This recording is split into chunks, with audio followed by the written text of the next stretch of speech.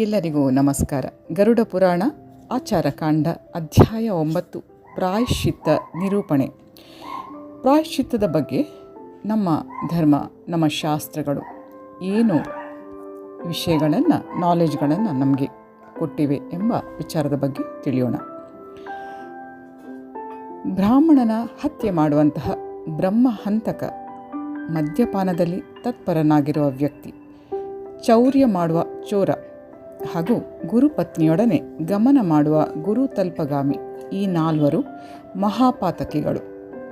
ಇವರೆಲ್ಲರೊಡನೆ ಸಂಸರ್ಗ ಹೊಂದುವ ವ್ಯಕ್ತಿ 5ನೆಯ ಮಹಾಪಾತಕಿ ಎಂದು ಹೇಳಲಾಗಿದೆ.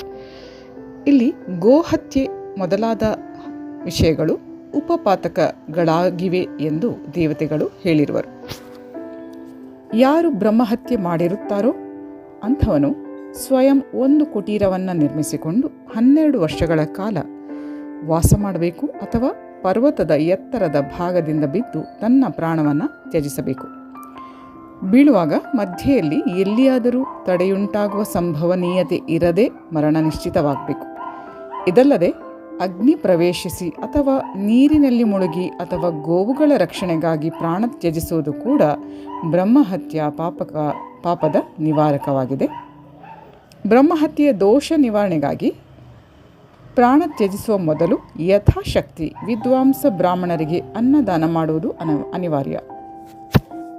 ಅಶ್ವಮೇಧ ಯಜ್ಞದ ಅಂತ್ಯದಲ್ಲಿ ಅವಭೃತ ಸ್ನಾನ ಮಾಡುವುದರಿಂದ ಪಾಪದಿಂದ ಮುಕ್ತಿ ದೊರೆಯುತ್ತದೆ.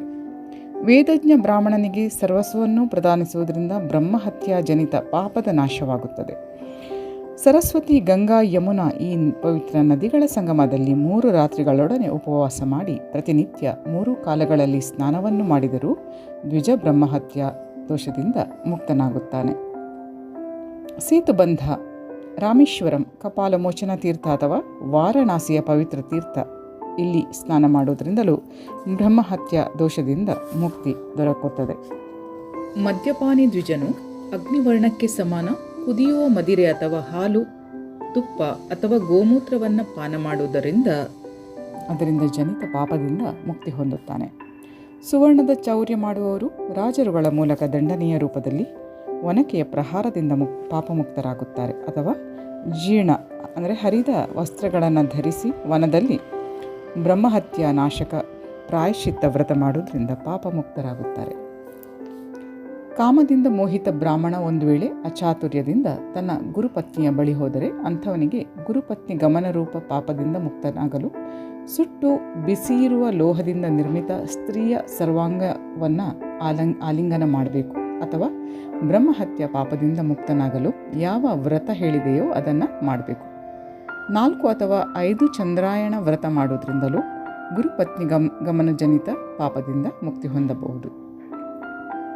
ಯಾರು ದ್ವಿಜ ಪತಿತ ಜನರ ಸಂಸರ್ಗ ಮಾಡುತ್ತಾನೋ ಅವನಿಗೆ ವಿಭಿನ್ನ ಸಂಸರ್ಗಗಳಿಂದ ಉತ್ಪನ್ನವಾಗುವ ಪಾಪಗಳನ್ನು ನಿವಾರಿಸಿಕೊಳ್ಳಲು ಹೇಳಲಾದ ವ್ರತಗಳ ಪಾಲನೆ ಮಾಡಬೇಕು.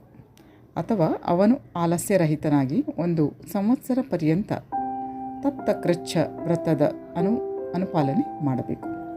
ವಿಧಿಯುಕ್ತವಾಗಿ ಮಾಡಲಾದ ಸರ್ವಸ್ವದ ದಾನ ಸಕಲ ಪಾಪಗಳನ್ನು ನಾಶ ಮಾಡುತ್ತದೆ. ಅಥವಾ ವಿಧಿಯುಕ್ತವಾಗಿ ಚಂದ್ರಾಯಣ ವ್ರತ ಅಥವಾ ಅತಿಕ್ರಚ್ಛ ವ್ರತ ಕೂಡ ಸಕಲ ಪಾಪಗಳನ್ನು ನಷ್ಟಗೊಳಿಸುತ್ತದೆ.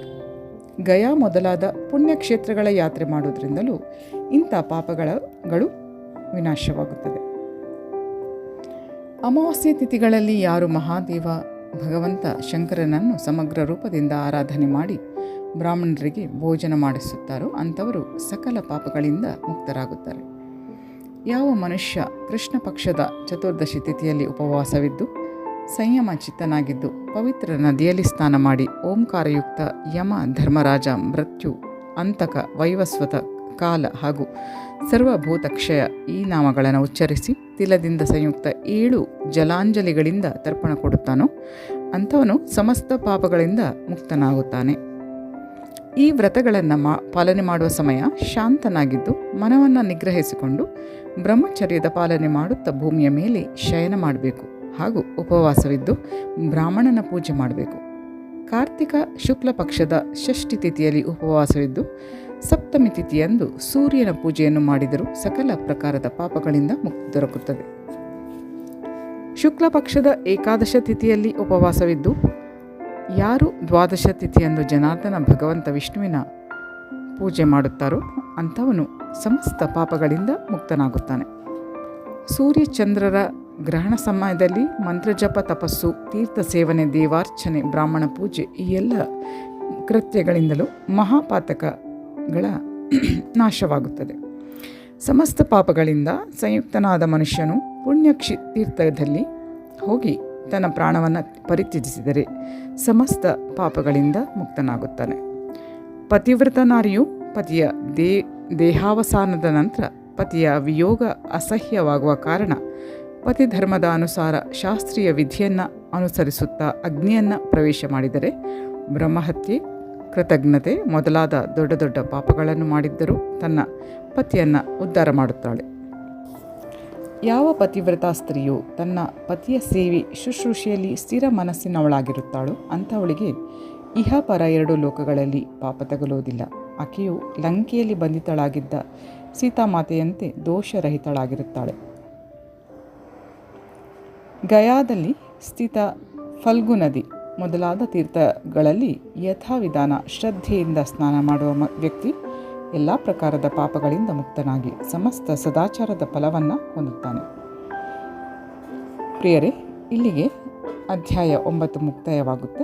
ಮಹಾವಿಷ್ಣು ವೈನತೆಯ ಸಂವಾದಾಂತರ್ಗತ ಗರುಡ ಪುರಾಣದ 9ನೇ ಅಧ್ಯಾಯ ಪೂರ್ಣವಾಯಿತು. ಪ್ರಿಯರೇ, ಈ ಅಧ್ಯಾಯದ ಹಿಂದಿನ ಅಧ್ಯಾಯಗಳನ್ನು ಕೇಳಲು ಇಚ್ಛೆ ಪಡುವಂತಹ ವೀಕ್ಷಕರು ಇದೇ ವಿಡಿಯೋದ ಡಿಸ್ಕ್ರಿಪ್ಷನ್ ಬಾಕ್ಸ್ನಲ್ಲಿ ನಾವು ಲಿಂಕನ್ನು ಕೊಟ್ಟಿದ್ದೇವೆ, ಅಲ್ಲಿ ಆ ವಿಷಯಗಳನ್ನು ಕೇಳ್ಕೊಳ್ಬೋದು. ಓಕೆ, ಇನ್ನು ಹೊಸ ವಿಷಯದೊಂದಿಗೆ ಹೊಸ ವಿಡಿಯೋದ ಮೂಲಕ ಮತ್ತೆ ತಮ್ಮನ್ನು ಭೇಟಿಯಾಗೋಣ. ಅಲ್ಲಿಯವರೆಗೆ ಧನ್ಯವಾದಗಳು. Take care, bye, have a good day.